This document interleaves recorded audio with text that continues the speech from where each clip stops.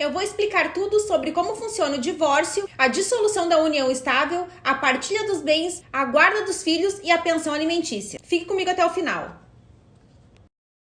Olá, tudo bem? Eu sou Tatiana Oliveira da Silva, advogada para homens, e hoje eu vou falar com vocês sobre divórcio e dissolução de união estável. Bom, vou começar dizendo que o divórcio, quando não é escolhido o regime de bens, ele é regido pela comunhão parcial de bens. A união estável, da mesma forma. Se não for escolhido o regime de bens no pacto antinupcial, a união estável será regida pela comunhão parcial de bens. Como funciona o regime da comunhão parcial de bens? Na comunhão parcial de bens, tudo que foi adquirido na constância da união será partilhado entre o casal, independentemente de quem tenha contribuído financeiramente. Ou seja, será partilhado 50% para cada um. Inclusive, as dívidas elas serão partilhadas. Agora, os bens que vocês já possuíam antes da união, esses não serão partilhados no regime da comunhão parcial de bens. Como funciona o divórcio? O divórcio ele pode ser judicial ou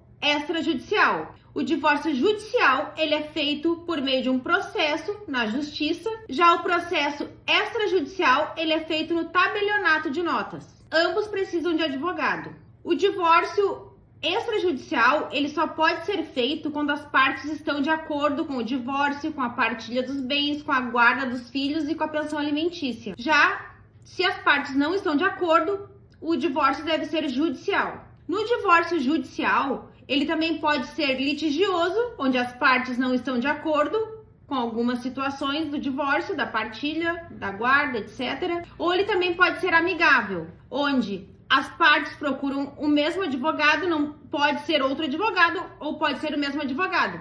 Se quiserem economizar, vocês podem contratar o mesmo advogado, formalizar os termos em que serão feitos a partilha dos bens, a guarda dos filhos, a pensão alimentícia. O advogado fará esse termo, o ex-casal assinará e o juiz homologará por sentença. É um processo muito mais rápido. Quanto mais litígio num processo, mais demorado ele se torna. Agora, com relação à guarda, a guarda dos filhos ela pode ser compartilhada, alternada ou unilateral. Na guarda compartilhada, o que serão compartilhados serão as obrigações e os direitos sobre os filhos. Os filhos terão uma residência de referência, que será ou do pai ou a da mãe, e serão estipulados dias de convivência, ou de forma livre. Agora, na guarda alternada, nessa sim, os filhos residirão um período do tempo com a mãe, um período do tempo com o pai. Já na guarda unilateral, ou só o pai ou só a mãe ficará com a guarda do filho, e somente quem ficar com a guarda irá opinar sobre os direitos e deveres dos filhos. Quanto à questão da pensão alimentícia, a pensão ela é estipulada da seguinte forma: conforme as necessidades da criança e as possibilidades dos pais.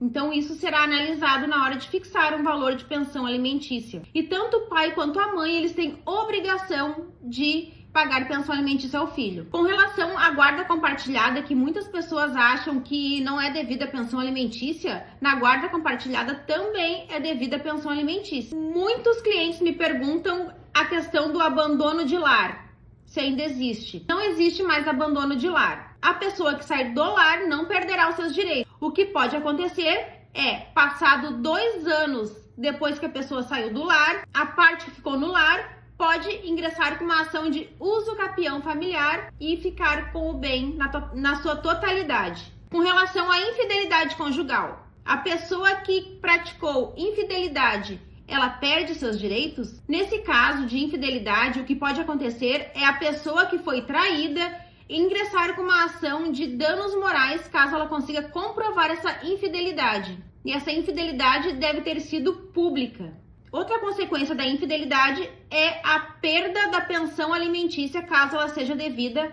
Quais os documentos necessários para dar entrada num divórcio ou numa dissolução de união estável? Serão necessários os documentos pessoais das partes, RG, CPF, comprovante de renda, comprovante de residência, certidão de nascimento dos filhos, documento dos imóveis, documento dos veículos, no caso do casamento, a certidão de casamento, comprovante de residência, comprovante de renda ou declaração de isento. No caso da certidão de nascimento dos filhos, se você não tiver, você tem direito de buscar uma segunda via no registro civil, assim como a certidão de casamento, que ela deve inclusive ser atualizada para o divórcio. Tanto no divórcio judicial quanto no divórcio extrajudicial, esses documentos são necessários. Quanto tempo dura um divórcio ou uma dissolução de união estável? Isso vai depender, como eu falei antes, se há litígio ou não há litígio. Se for por meio de um acordo, ele é muito rápido.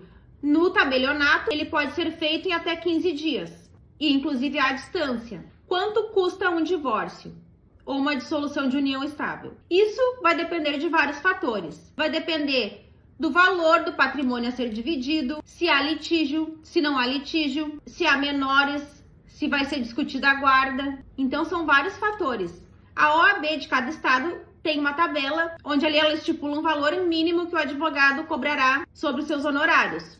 E além dos honorários do advogado, ainda pode ter despesas de transferência dos imóveis, etc. Na partilha de bens, os bens adquiridos antes do casamento devem ser divididos? Não, no regime da comunhão parcial de bens, tudo que foi adquirido durante a união será dividido. O que vocês possuíam antes não será dividido. Então, só serão divididos as dívidas e os bens adquiridos na constância da união. Espero ter ajudado vocês. Deixa aí suas dúvidas nos comentários e agradeço vocês por me acompanharem. Eu sou Tatiana Oliveira da Silva, advogada para homens.